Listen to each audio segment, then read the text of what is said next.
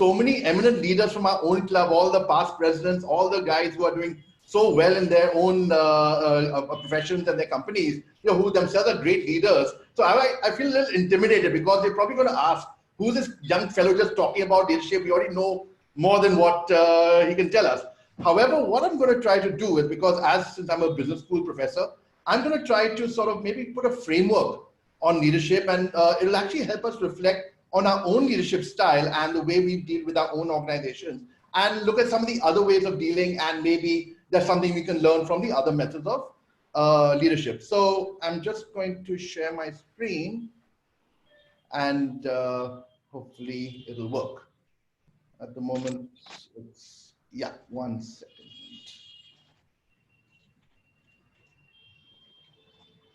All right, is this visible? Yeah, it's visible, yes. Yeah, okay, good. I'll just put this on slideshow mode and we start. Okay, good. So let's talk about how to be a great leader. Like I said, you guys already know a lot about this themselves, but let's talk about a couple of, let's say, myths about leadership. Now, when you think of great leaders, when you look at what the media says, they say, look at guys like Jeff Bezos, let's look at Steve Jobs, Elon Musk, multi-billionaires. They've started companies from zero and become really great. And these are the sort of leaders you should admire. And you tell your kids, okay, be like this sort of person, be a Steve Jobs, be the next Jeff Bezos. But what is interesting, and this is something that most people are not aware of, is that most of these guys are considered toxic leaders, right? To give an example, so Steve Jobs actually used to walk into his own company, look at engineers who had, let's say, worked, let's say, for a year on a project and not communicate with them before.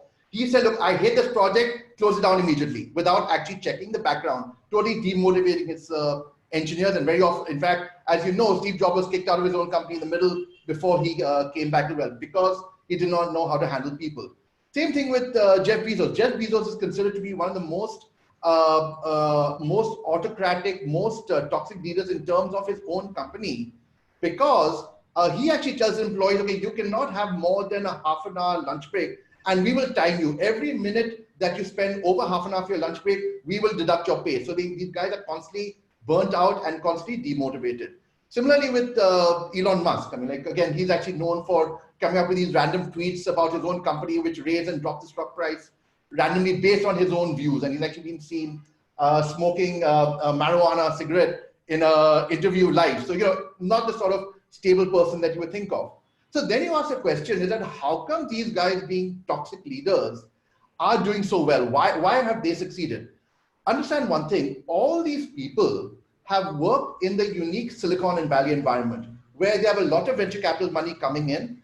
They are very, very good at design, very, very good at coming up with great products. They're horrible to other people, but they're great at that.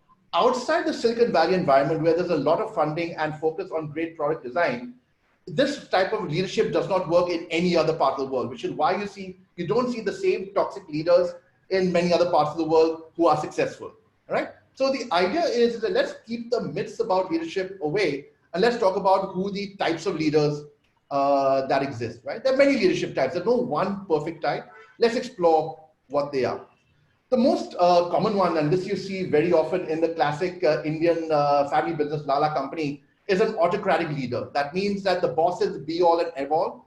Most of the time, his employees just say, yes, sir, yes, sir, yes, sir, for whatever decision is made without actually questioning it. And very often it's more in terms of saying top-down approach. The boss says jump, and people say, how high should I jump, without questioning it. So autocratic leadership does work in certain environments. It's not working so much nowadays in modern companies, especially when you have knowledge workers. However, whenever you are, let's say, running a military campaign, most military leaders tend to be great autocratic leaders, because that's the time when the army men or the army jawans have to just follow orders blindly and go and fight for their country without any question. So military situations, emergency situations, if the company is doing very, very badly and you need to turn it around quickly, sometimes you're an autocratic leader to just order people around and get things done without asking for their input. So that's the autocratic leadership style.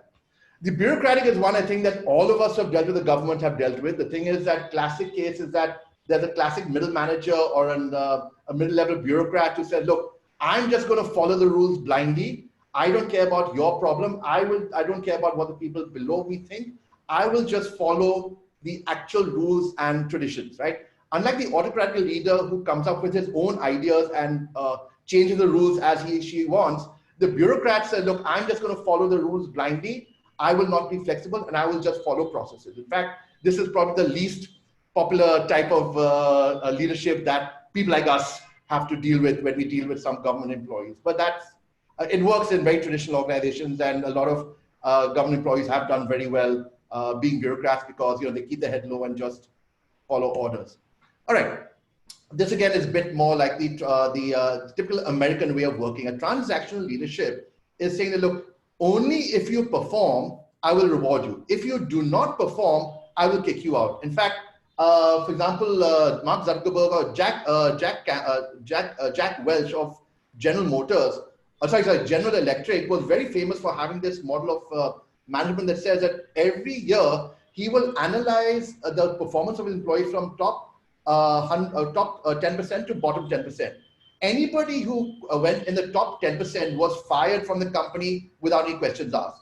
So he came up with a very, very competitive environment in General Electric, and he actually got just the top performers, and the bottom performers were kicked out. No interest in developing them, no interest in making them work harder. It's more like you're either good or you're not, you're in or you're out. There's no other options.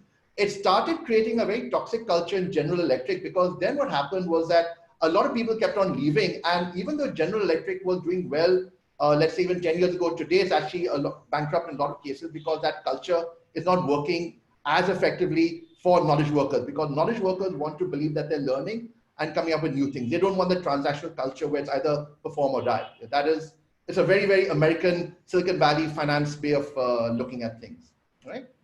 Now, this is the other thing, the exact other side. So you take, let's say, this guy is Ritesh Agarwal of Oyo. When he started Oyo Rooms, he was like 25 years old. This is a case where very often the person is, let's say, the entrepreneur who's come up with a great product, but he does not have the maturity or management bandwidth to deal with a company. So he hires a lot of these senior managers or senior CXOs or CEOs or things like that. And he said, look, I don't know anything. I will allow you guys to develop the company. I will just be there as a figurehead, but I will let you guys run the company the way you want. It works very well in early stage startups, and also when you have a very young founder who's not able to really manage other people. Because for a lot of techies, for example, coming up with a great technology product does not mean you're a great manager or you can manage a team very well. So we've seen a lot of startups started by these young 25-year-old IT engineer types, great product, but the company crashes and burns because they're not being able to manage the team or grow it properly. So this works for a very short period of time, but it doesn't allow the organization to grow, mainly because at some point the organization looks to the leader for direction, and the leader can't say, okay, I'm stepping back and you guys decide what works, right? So the laissez-faire type of leadership is not something that you can do for long. A democratic, this is actually interesting. So Dhirubhai Ambani, as you all know, was a 10th pass student, but how did he become successful? And this is something that was very key to his leadership profile, is that he said, look, I will give a general direction to the company, but I will listen to my managers very deeply. Unlike the autocratic leader who says, look, you just follow my orders blindly, or like the laissez-faire leader who says, look, I don't know anything, you guys decide. He said, look, I will actually hire good quality people. I will listen to what they have to say. However, I will make the final decision after listening to the group. It may or may not be with consensus, but the point is I will make sure I've listened to others before I decide. Now, this works mostly in a lot of companies today, especially if you are in a knowledge work environment, in the white collar service industry, in the financial industry, in the consulting or things like that, or even manufacturing. However, one thing you need to realize is that taken to the extreme, a democratic approach tends to slow down decision making, because if the leader has to work quickly, he says, no, wait, I'm not going to come up with a quick decision. I will talk to the 10 people around me, then decide. And that could slow things down. So it's a great method of leadership, but taken to the extreme, it actually can slow down the organization's growth of the path, right? Unlike the autocratic leader who just says, okay, I'm just going to decide the direction and let's just do it. Strategic is more like if you are, I mean, again, very few of us actually get to that level where we can just sit back and say, look, I run this conglomerate like the Tata Group, or I run this massive group. I don't want to get involved in day-to-day activities. So therefore, I have a lot of middle managers, the senior managers doing my work. I will give the general direction of the group. I will say, okay, this is what needs to be achieved. However, you guys decide how you want to achieve it, right? So this again does work for very large organizations or very well set organizations which have an existing culture and have been there for many years. But again, the issue is that you start having bottlenecks and inefficiencies over time because every level starts being more strategic and they start slowing down decisions as it goes up the value chain. So it works very well for all large family business companies, multi-company businesses, but it's not something that the majority of us can actually implement, especially if you run one organization or a small organization in the Tatas, which is probably most of us. Okay, this is actually one of my favorites. So this, of course, is Gandhiji. Now, Gandhiji actually his purpose was to push. So if you look at when you say Gandhiji was actually leading the independence movement in India, right? He said, look, the thing is that our purpose is a commonality of direction, right? We want to make sure that there's, let's say that British leave India. However, he made a point to start coaching or developing Jawaharlal Nehru. He started developing all the various other leaders. Interestingly, he said, look, I just want you to follow a certain lifestyle. I said, I want you to start wearing Swadeshi, khadi, do your own spinning and follow a certain simplistic lifestyle that will lead the direction of the company, of the country. He said, I will not give you mandates as to how to manage the Ministry of Home Affairs or the Ministry of Finance or things like that. If you notice, Gandhiji was never in government. He was the coach of government. It's like saying that, let's say if you look at a football team, the coach never plays, but he is behind to nurture and make sure that the team performs to the utmost. So this is a coaching type of leadership. And again, this is something good for somebody who is not involved in day-to-day activities of the company, but is sort of like a mentor or has a mindset of helping his team, but lets them achieve the goals and he just supports them to sort of grow. This, in my mind, is actually one of the most effective types of leadership that work in the corporate world. Transformational leadership. So even though, Deepak Park, we go to see, most of the, he had to build HDFC Bank into a group that was fantastic. But interestingly, a lot of the employees, including Aditya Puri, who just resigned as the CEO, were people with him who worked with him for the last 20, 25 years. So obviously these people started when the bank was very small environment, and the bank grew along with the employees. He ensured that every employee, so like for example, let's say if you are an employee who, let's say, can deal with, let's say, one bank location, now has to deal with multiple bank locations, and you don't do well with that. If you are a transactional leadership, like I was talking about, let's say Mark Zuckerberg, the boss will say, okay, fine, get out. I will hire someone from outside who can manage the multiple banks, and I don't care if you can do it or not. A transformational leader says is that, okay, I will allow you to learn. I will make efforts to give you all the best learning, all the best support, such that you can move from being a one bank manager to a multi-bank manager. So I want to transform you. And that develops a lot of loyalty in your own team to make sure that as your company grows, you grow as well. So the idea is that this is something that not all of us can do, but I think transformation leadership tends to be something that is performed by well-run companies, especially for single units where you want your people to be loyal and you want them to grow. Of course, the downside is that very often individuals may not be right for the company and you may spend a lot of time trying to develop them, but they are finally not right and you have to make the tough decision to tell them to move out versus the transactional guy who said, look, if you're not good, get out. So again, see, all these leadership styles, there's no perfect one style, right? Because the thing is that each style works for each situation. So for example, if you are, let's say, an army general, it'll be silly for you to be a coach, let's say a coaching leadership, because you need to make sure these guys follow orders. Conversely, if you are, let's say, in an organization which has multiple roles, right? Let's say, for example, like, let's say if you're working in a large conglomerate, you can't get involved in each and every employee's issue. You can't get involved in transforming them. You give more strategic direction. So again, you need to understand what is the sort of leader that you want to be based on these profiles, and what you are doing. Does it work for you? Does it work for the environment that you're in? Because also I know that a lot of us are working in different organizations. So one is our primary organization, let's say the hospital or the company that we are working with. Also, we are working in Rotary projects. We're doing other things where our leadership is needed. So different mindsets for different environments. The idea would be to get the best of each of these different leadership styles and apply the one that's relevant to the environment that you're in. The worst thing to do is take the same leadership style and use it across all environments. You need to make sure that understand the environment that you're in and what's the most appropriate leadership style for that environment. All right. So again, I don't actually have to tell this to you guys because lots of you are great leaders. But however, this is actually more, let me talk a bit about my experience also in Rotary. So as many of you know, I'm a past president, and I actually became the president when I was 36 years old. This is way back, I mean, in the, I think the early mid 2000s. What was great that way, so even though I was thrust into a leadership role at that point, I had a lot of support from people around me like Mohan, Atul, Bipin, Bimal, all these great guys who are part of my team and helped me grow. And also people who are leading the various committees. What I discovered is that even though I was, I just was thrust in the role of the president, my leadership skills developed a lot while I was the president of Rotary. Why? Of our club. Mainly because I was able to learn from so many other leaders, but more importantly, unlike the organization that I was running, where if I say something, the employees say, yes, sir, yes, sir, yes, sir.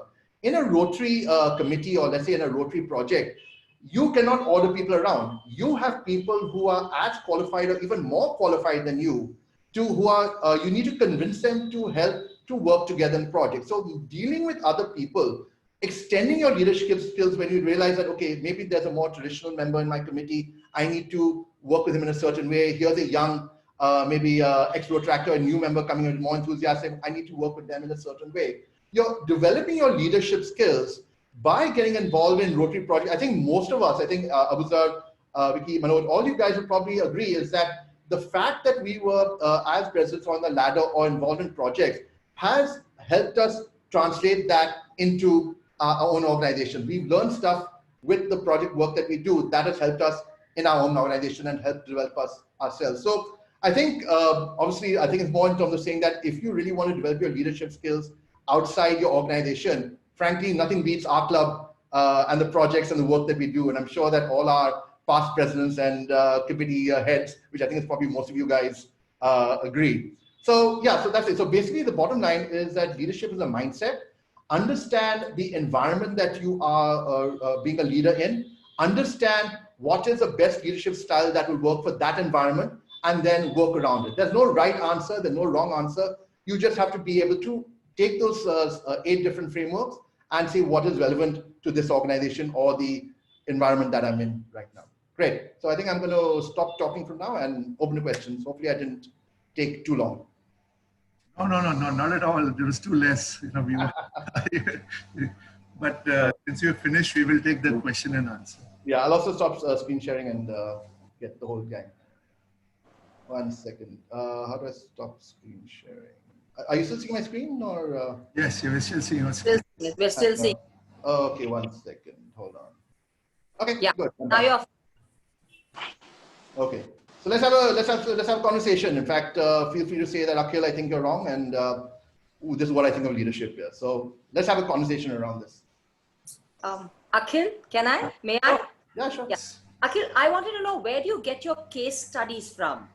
Because when you're teaching, you need to be always up to date with case studies, that are relevant and contemporary. How do you get your case studies, AKHIL? So I think, so if you're talking more in the environment of the teaching environment, you have to identify what is it that you're trying to present, right? So in the case of, let's say, if you're trying to teach a base concept. So for example, you say that, okay, I want to teach the 4 P's of marketing as a basic concept. Now these are issues that have been there for the last 25 years. So therefore there are a lot of cases talking about the 4 P's of marketing. However, when you're looking at more contemporary cases, let's say, for example, you want to talk about what happened with Cafe Coffee Day or what happened with, let's say, a more recent case. Those you'll have to either look, there are a lot of cases floating around. So if you, there are some websites, I don't remember where they are, just do a search for Indian case studies, you'll find a lot of them available for free. However, the most extreme case where we have like literally, we have our teachers sort of defining cases from what has happened last month, those case studies don't exist. So they have to sort of take examples from news media, from industry reports and construct their own case study. But frankly speaking, the best case study is really two things. One is define what the situation is, define what the problem is, and third thing is what would you do in that situation. This is what, let's say, Siddhartha Ray did during Cafe Coffee Day. If you were in his position, what would you do? So that's it. Okay. Okay, great. Yeah. Okay, next question. Akhil, Akhil, I want to know if you can let all know, like where you have your the various courses which you're offering, which I just mentioned. Where do you run your classes? And now at the moment it must be virtual, but where how many students totally you have under your Sage Foundation or your other trust, like which you, I think in Mulund you have your one center. Yeah, right. Okay, so let me take a more step back, because this is actually something that talks about leadership for students in general, because obviously when we are in our 40s, 50s, 60s, we have a different view of leadership, a different view of the organization. But let's talk about, let's say, how do you develop a student, let's say our kids or let's say our grandkids to be leaders, right? So so my doctorate is actually in employability. So I like to joke with most people, my doctorate is I'm not a useful doctor like, let's say, Lotika, Hamza or Arvind, where I help other people. I just write articles and write research. But what my doctorate said is that when you're looking at creating a leader at the low level, most employers want to hire leaders who have graduated from college or things like that. So we said, what does leadership mean at the junior level, right? Because you don't have the strategic mindset, but what is it that gives, what's the personality of a leader? So for a young person, we realize is that there are roughly 4 or 5 different traits. One is definitely you have to be proactive. That means you have to have the ability to not wait for orders. You have to proactively just keep on going out and doing things. You try, you fail, you try, you fail, but you keep on moving forward. The second thing is that professional work ethic. That means that if you promise, you make sure you deliver. Unfortunately, most colleges most our education system tends to make it less professional, because they say if you give your assignment late, show up at class late, we don't care. Once you join a company, you better make sure that if the office says you show up on time, you better show up at 9 a.m. They don't care if there's rain or problems happening, you show up at 9 a.m. If the boss says you have to do an assignment by Friday, 3 p.m., you better make sure the assignment is there. You can't chillax. So that professionalism is very critical. The third thing is the ability to solve problems. There's a concept called critical thinking, where you take, let's say, an issue and you come up with a viewpoint. To give you an example, most of the forwards that we get on WhatsApp are not based on critical thinking. People don't read the forwards. They just forward and say, I'm not going to apply my mind to it. Which is why you realize that almost 95% of WhatsApp news forwards tend to be fake or irrelevant. Why? Because when you apply critical thinking to any WhatsApp forward, you say, does this make sense? Does what is being told, does it look like, let's say it's real news? If it looks like real news, can I check other sources online, credible sources like Times of India or Google, where it says this news is actually verified? Use your critical thinking. Very often when you are a young person getting into an organization, you have to deal with so many different facts, so many different opinions. You have to apply your mind as to what makes sense and use a critical thinking ability. So that's the third thing that everyone looks for. Fourth, and is very important, is the ability to work well in teams. The thing is that you cannot do your job by yourself. You always have to make sure that the people around you are working together with you to help you achieve your goal, whether it's an assignment or work. Again, in education, that tends to be silly. When they say that if you're a student and you're collaborating with others, that means you're cheating. Because most of our education says you have to study for exams by yourself, mug it up and not deal with others. So in a way, the reason why there's such a dearth of employability from college to companies is because the education system drives out teamworking, drives out professionalism, drives out critical thinking, because critical thinking is more like you apply your mind. Education says, okay, this is a textbook, this is the answer, don't think. So what we're trying to do basically, to get your point, Abuzar, is that we are basically trying to take kids from various colleges, not just in Bombay, but now with online, we're doing online. And we're developing these leadership skills in these kids, along with training them in jobs for banks and jobs for digital marketing and other industries. But the point is that most employers tell us that, look, even if you don't teach them much in terms of the theoretical knowledge, give me a boy or a girl who has these personality traits, who have these leadership traits, and I will hire them. So which is why a lot of our training is based on just 30% of domain knowledge and 70% is developing these skills, trying to overcome the the damage that the education system has done for these kids earlier, right? So yeah, so right now we're doing it for thousands of kids around India, and some of them are kids who can pay, some of the kids who can't pay. In fact, Ashwin Shah, I don't know if he's on this group or not, but he actually was saying that let's roll it out with some of the kids through Rotary, and I think we did try to get some of the kids who are not able to pay for education to come out. We train them for free because it's funded by our funding partners, and we get them jobs in banks. But the key thing is developing the leadership skills at that level. Akhil, Manoj here. Yeah. See, our traditional education system has been where the students simply, absorb or simply hear what the teacher has to say without really, right. Questioning it, without really arguing about it, against it. Right. That is where the critical thinking part of it we have lost in the process. While the right. modern process is where you respect, you argue respectfully, of course, right. but you try to, make a case about it. They can have a different point of view. Right. And there's not, so many aspects there's nothing wrong or nothing right. There's no right or wrong answer. Right. How do we bring in that change in the education system? So it's interesting, right? So let me talk about one in terms of changing the education system, and one is what can we do for our own kids to make them a better thinking, right? So I could probably assume that probably at least 95% of us who are on this call today are products of the Indian education system. We all went to school in India, went to college in India. But let me ask you a question. Where did you develop your critical thinking from? Why are you all not products of the Indian education system where you're all boring robots with no purpose in life?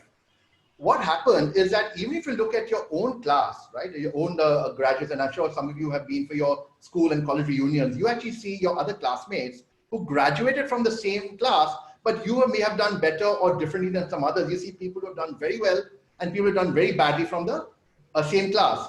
Why is that? Because very often, if you go to see, is that only 20% of the kids' time is spent in school or college. Because if you count weekends, you count summer, winter holidays, you count government holidays, you count the time that they go back home in the evenings to be with the family, only 20-25% of the child's time is spent in school or college.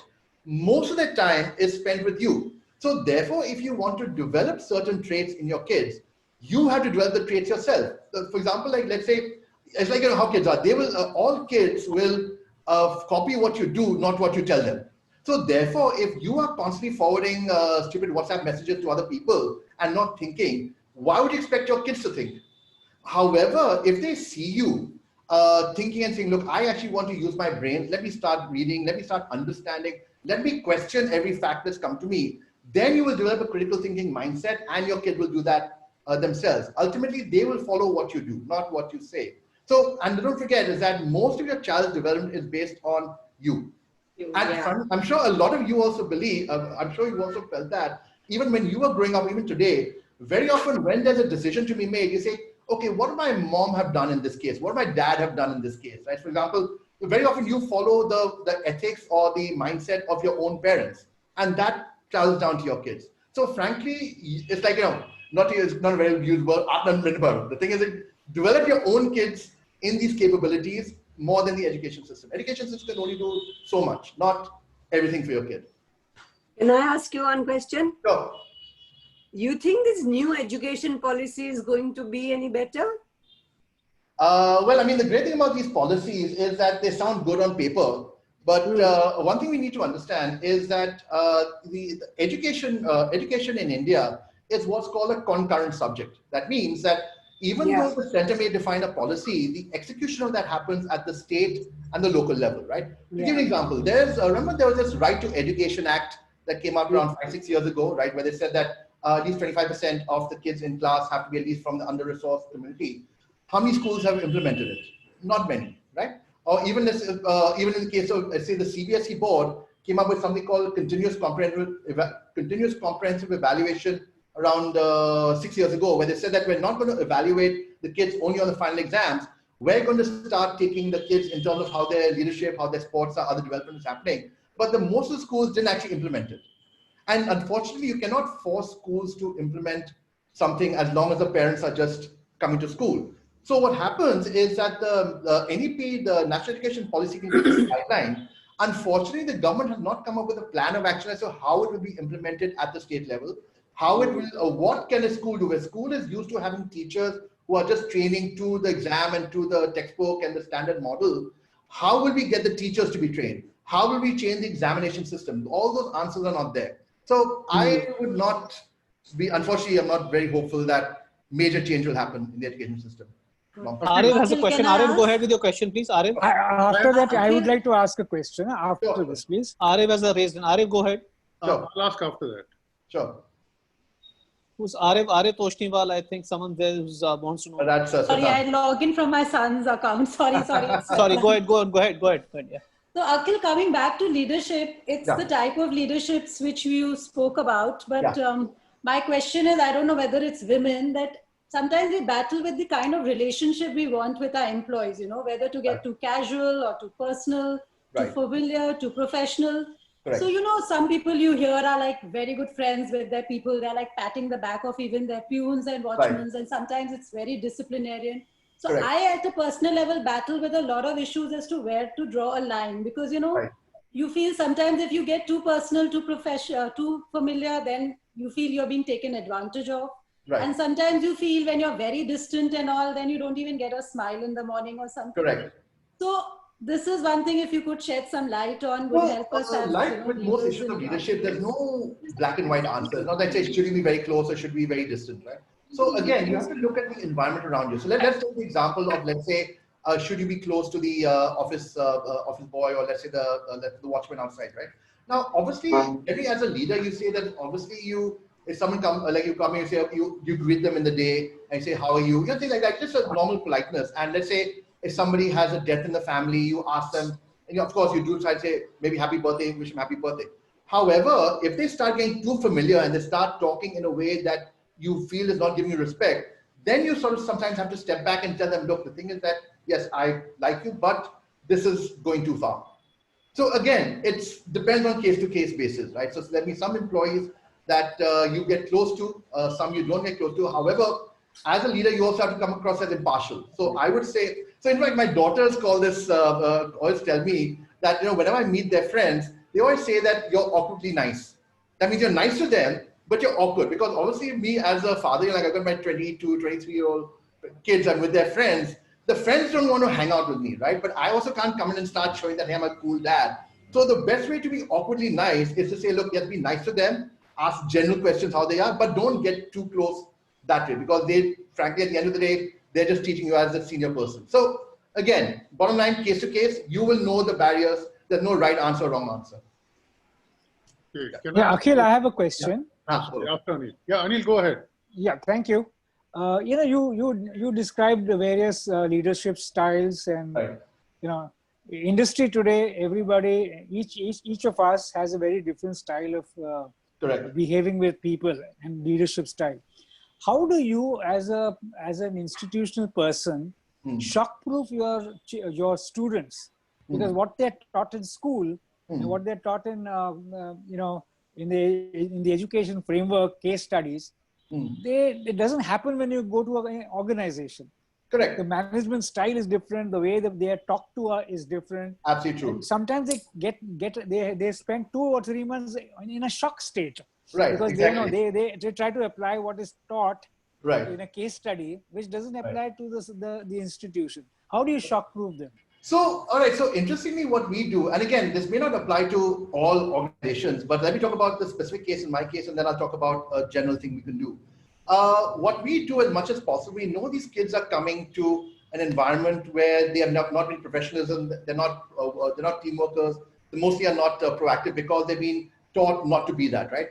What we do immediately, we give them the shock in our college. We don't wait them to get the shock in corporate. That means that if the student walks in late to class, we lock the door at sharp at 9 a.m. Like if the student comes at 9:05, he can't walk in and say, sir, can I come in? No. You either come in at 9 a.m. or you're out of the class and your attendance is docked. And if you don't get more than 85% attendance in the class, then you are failing that year. Things like that. So in a way, you start being a little more draconian, because what happens that for first couple of times, the students say, the train was late, it was raining, I couldn't show up on time. But you ask yourself the question is that if you have to catch a flight, you very rarely will miss a flight. You will say, look, I know that there may be rain in the morning when I come from home. So therefore, I will try to make an effort to come in, let's say, have a buffer for 20 minutes, half an hour. So therefore, I show up on time at 9 o'clock. So in a way, the more, I won't say the word draconian, the more you make the environment more corporate, the more they are willing to, the more willing to adjust to it. So we are very strict about discipline if somebody is not disciplined. So things like that, small things that way.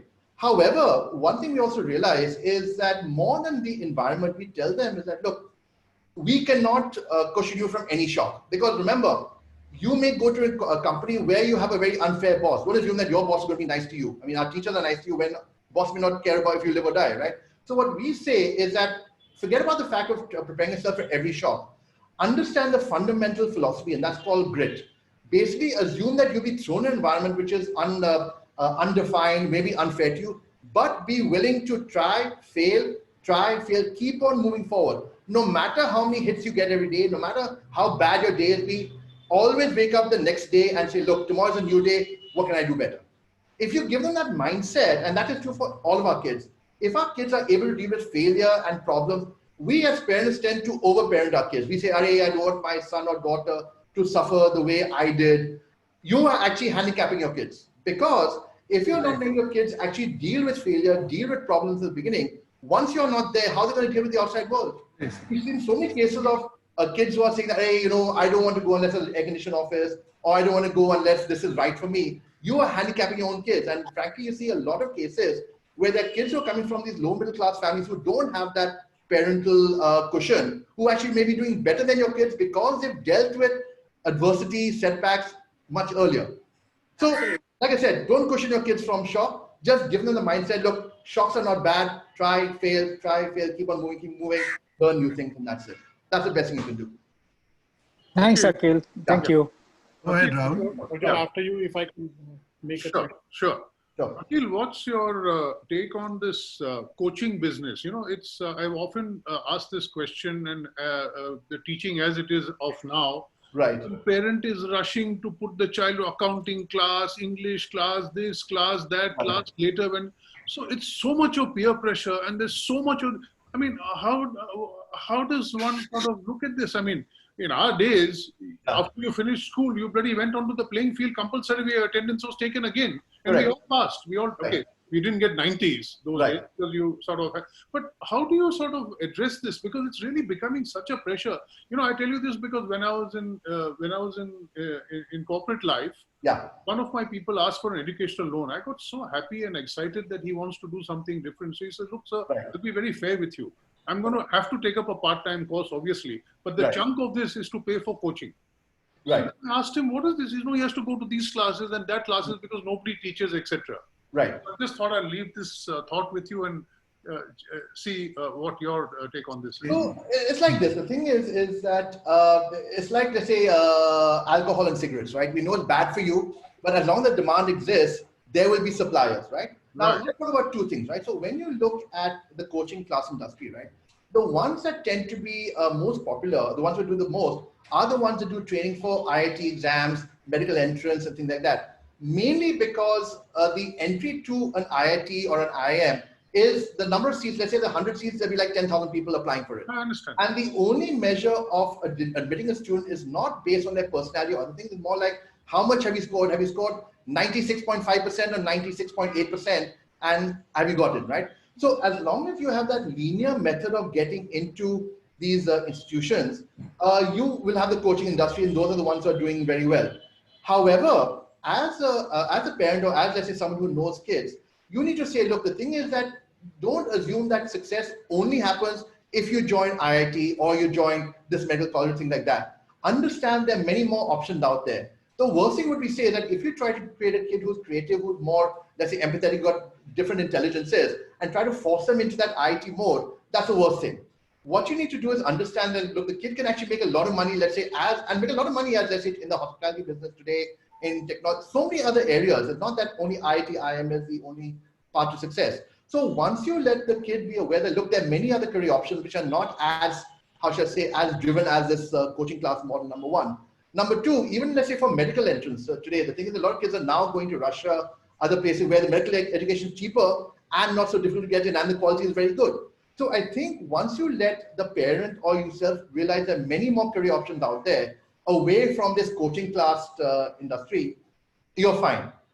just getting into schools, definitely do not put your kid in coaching classes unless maybe up before, let's say, the 9th or 10th standard or 11th or 12th standard, because especially if you want to get to those high-end colleges. But the worst thing to do is try to get your kid into coaching in the 5th standard, 6th standard. Right. This is the time to sort of open them up and let them explore things. It doesn't matter if they get 60% or 55% or 65% in the 5th standard, right? You as a parent have to be able to switch off your mind to other parents saying, hey, my kid got 95% in the 5th standard. What did your kid get? There's always people around you who try to drag you down. I mean, the best thing is that just ignore them. You know what's best for your child, and that's the best thing to do. I have a question, AKHIL. Yeah, sure. So I see today's young little toddlers getting digitalized in their education a lot. Right. So coming back to the toddlers again, asking what is the right thing to do? The world is today open that it's like it's like an octopus. You can learn so much with just an iPad in your hand. Right. Us parents doing all the time, working with our digital gadgets. So yes, what is right thing to do? Give or not give? Okay, so let me talk about a very famous quote that I really love here. There's actually a guy who said that, this new technology is, if the kids start adopting to it as part of their life, they will lose their ability to think, they'll lose their ability to socialize, and they will lose, I cry for the next generation. This quote was given by Plato in 2000 BC, when we were talking about the invention of writing. Because prior to writing, people used to memorize stuff and quote things. So Plato thought that if people start writing things down, they will lose their ability to forget, right? Now, a lot of us remember when we were growing up, there was also concern in the 1980s, 1990s, Arey, these kids are going to look at TV. We were the kids. We were watching TV and all our parents said, Arey, beta, you're looking at so much TV. Your mind will go to mush. You will never be able to think. We survived and we got okay, right? See, the thing is that even if you look at, even before that with radio, any new technology, microwaves when they started, these waves coming out to you and you'll all get cancer. Remember one thing is that any new you can't stop technology, right? However, what happens at any time there's a new technology, there's always media hype that says, what's the danger of that technology? So you get caught up and say, I will choose not to adopt that technology with my kid because I'm concerned about the dangers. So like with most things in life, like eating or exercising, moderation is a key. So do not keep your kid away from technology or social media or things like that. However, make sure that their work, what they do on it is in moderation. And introduce them to the joys of the outside world, post-COVID, introduce them to the joys of people. Interestingly, my own daughters, they're active in social media. However, they always make it a point to meet their friends and talk to them as well. Because, trust me, people have to socialize. At the end of the day, Zoom is great, but you also need to deal with people in real life. So I think moderate. Don't be scared of technology, but keep it in moderation like anything in life. Your kids are smart enough. They won't, they're not going to go downhill like Plato's kids didn't. Okay. Any more questions? I have a comment if I can. Yes, can I? Sorry, Deepak. Sure, Paul. No. Go ahead, uncle. I'll speak to you. I'll speak after. Don't call me uncle yet. Sorry. I forgot. Hi, Rahul, uncle. I want to hear you. What do you have to say? I want to hear your wisdom. Two observations, frankly, from what Anil had raised.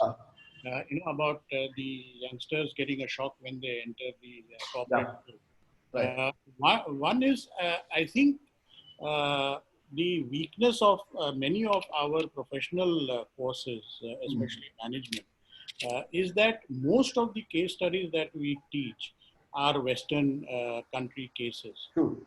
I don't think we have developed enough of the Indian case studies. In fact, I practiced this when I was teaching at the Bajaj Institute, where I didn't develop what we call the case studies, but what we call the illustration studies. So just small incidents, small illustrations to prove a narrow point. And I think that got across much more. So if with that kind of a background, I'm wondering if your society and your education institutes can actually sort of indulge in developing more and more Indian case studies, especially in the field of management. Okay. And the other observation which I have learned about is most educational institutes train their students to think that they are better. Whereas I think they should be teaching them that they are better trainable to be good. So as opposed to you are good because you have passed out from HR college or KC college or Bajaj Institute or IIM. Correct. But you are better trainable to be good because you have passed out from these prestigious and good institutions. So I'm wondering what the philosophy of your schools and your institutions are. So let me ask, maybe answer the second question first and talk about the first question, right? So when you talk about the kids, also don't forget very often that the kids from the elite institutions, very often their mindset is defined by their parents as well. Because no matter what you say in the institution, you can say that, okay, look, the thing is that you'll have to go out and deal with shocks and things like that. But if the kid goes back home and the kid tells the parent, Arey, you know, this teacher told me that day, then the parents said, Arey, beta, don't worry, you are brilliant because you're going to this college and things like that. So in a way you have, very often the home environment tends to influence the kid's mindset. And frankly, nothing beats actually getting out there and getting that shock. No matter how much we tell the kids that, okay, there are shocks in the world, and we give them that environment inside the institution, nothing beats real life. It's like, let's say, reading about driving on a book versus actually driving and dealing with potholes and cows and whatnot. Nothing can prepare you for that. So all we basically say is that, and very often you realize, and you probably, I'm sure, have hired people from top colleges. Once they get into a group where other people from other colleges are there and they realize that they're doing very badly because of attitude, they say, I don't want to do this versus that, they start fixing themselves up. Because see, don't forget, all of us have actually been through this 35 years ago. We've all had the same situation where we came from decent institutions. We all had a certain inflated view of ourselves, and we got the first shock of cold water that, and we now have succeeded with that. So I think it's not, you can't overemphasize the fact that shock will exist, but that's what we do. The second thing is that actually there are a lot of Indian case studies which are coming out. In fact, the IIMs have come up with some great case studies. So a lot of colleges are promoting case studies, but it's a classic case, and Rahul, you know this, jo dikhta hai, bikta hai. So the thing is, because the American colleges are better funded, they are better at promoting their stuff onto these online journals, or these official journals like Nature and Elsevier. So therefore, they promote themselves a lot more than the Indian institutions. However, talking about Suchita's earlier point, do a search online for Indian case studies. There are a lot of them available for free. And there's some really good stuff talking about Indian environment that way. But you'll have to make the effort to search for it versus, just get a smart sales guy to sell it to you. Thanks. Yeah. Do we have a time for one more question? Can I ask? Deepak has an observation. No? Deepak? I just have Deepak, sorry. Deepak. Actually, even if the meeting's over, I'm happy to stick on for longer just to chat anyway. Akhil, your talk was just superb. Thank and you. I recently read a book called Grit by Angela Duckworth, which actually Great. about what you said, which is an amazing book. And one comment which would be interesting is when I finished school and I went to Shankar Nethralaya in Chennai, Shankar Nethralaya basically changed my life. The funny part is it didn't change it in terms of ophthalmology knowledge. So when I went there, it's because it being a spiritual organization, one Swami type of a person came and spoke to us and he said, oh, you people are lucky, you're going to learn to be good, you're going to learn to be on time, you're going to learn to be neat in the files. And as a 20-year-old, I thought this man is, a really old man and he needs to go back and I need to finish my ophthalmology and go back to Bombay. And 5 years later, when I left Shankar Nethralaya, I remembered this man. And basically whatever he said was true. I learned ophthalmology, by the way, and it is something like you said, that real education is not really, solving a problem on an exam thing. It's so these other value systems that probably matter more. Correct. But thank you so much. Just one more point on Deepak on your book. So actually, Angela Duckworth's book Grit is actually one of the central keys of our education model. Another book that you might like, that if you like that thing, is called The Growth Mindset by a researcher called Carol Dweck, which talks about the idea of, actually this is something that all of you should imply with your kids as well. There's something called a fixed mindset and one is a growth mindset. The fixed mindset says that my capabilities, my talents, my intelligence is of a certain level. So therefore, if I don't find maths, if I find maths hard, I will avoid any mathematical based problems and I will just stick to what I'm good at. A growth mindset says that, look, I will learn. That means my talents, my limitation, my current skill set is not permanent. I can keep on developing the skill set. So let's say as a child said that I find math problems hard, I refuse to say I'm dyslexic or I've got dyscalculia. I will make the effort to work extra hard to solve that math problem. So all of us, if you implement the growth mindset in your case to say that there's nothing that's hard. What is just hard is the ability to make an effort to succeed it, but face all challenges. So growth mindset is something that would be great for all your kids to read, or at least you read and implement. Thank you. Thanks. Anil. Anil, last. Just, I don't want to go beyond your time, but I just wanted to ask a question. Akhil, you've been, imparting a lot of knowledge, and the young children get a lot of benefit from what you say. But what happens when you are interacting with people from the industry? Let's say you have an MD of a company or a chairman of a company, right, and they advise you to, give them a perspective of how they should reform. Right. What is did you have such an experience, and is it very easy to deal with these characters at all? Yeah, it's they called always diplomacy. want to say, we must do this, we must do that, we must bring this change. Right. But really, I don't know whether really change happens finally. So it's interesting, right? So again, it's called diplomacy, but let's say if you understand the mindset of that leader. So let's say, for example, you have a classic case, and you've seen this in a lot of Indian companies. The person says, I'll give you gyan, but he doesn't follow up on what's actually happening. So you just listen, yes, sir, whatever you say is fine, but you do your own thing. And that happens with, frankly, 80% of the Indian organizations. Like, they'll keep the boss happy, give them that little push that, hey, you're smart and you know everything, but we'll do our own thing. So that works very well. The other side is that when you have to deal with someone who's a micromanager, right? So what I found out is that basically when you have a micromanager, you have to make sure that you involve them in your problem, say that, look, okay, sir, you tell me how to solve it. And very often you put the onus on him on success and failure. Because see what happens with the micromanager, he says, okay, look, I want to make sure it succeeds. And and you better make sure it's done. So you say, sir, I think you're smarter than me. Can you help me make it succeed? This is your success.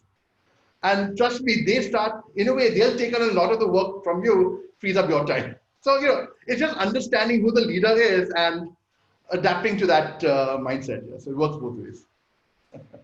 Thank you. Thank you, Akhil. I think we are done with the questions. And this was amazing, Akhil. You really gripped us for almost 45 minutes to an hour, and we just couldn't stop asking you questions. Amazing. I must do a